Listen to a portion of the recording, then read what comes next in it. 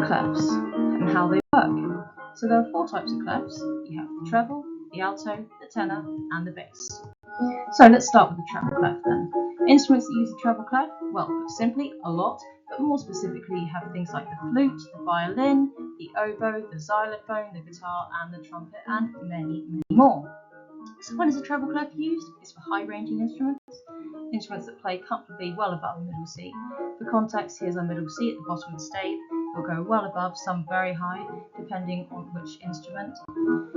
So the alto clef then. What instruments use the alto clef? Well, things like the viola, the alto saxophone, the English horn, the alto trombone, and many more.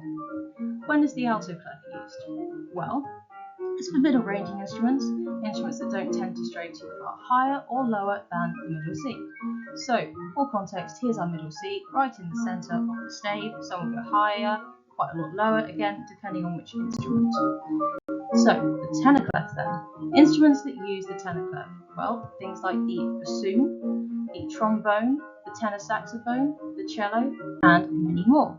So when is the tenor clef used then?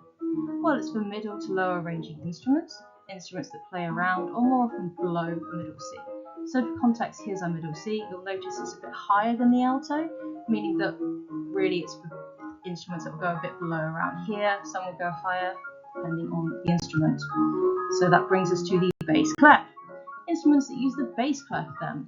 Well, we have things like the double bass, we've got the bass guitar, the cello, the trombone, and many, many more. So, when is the bass clef used then?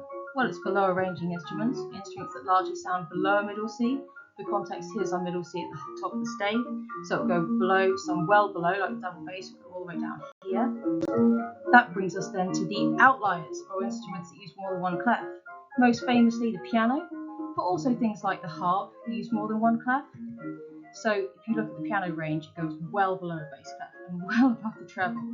So you might wonder, well, why don't they use the alto and tenor? Why the treble and bass? Well, simply they're not needed. The bass and the treble are more than sufficient to handle all the range of instruments like the piano. So that's all it needs.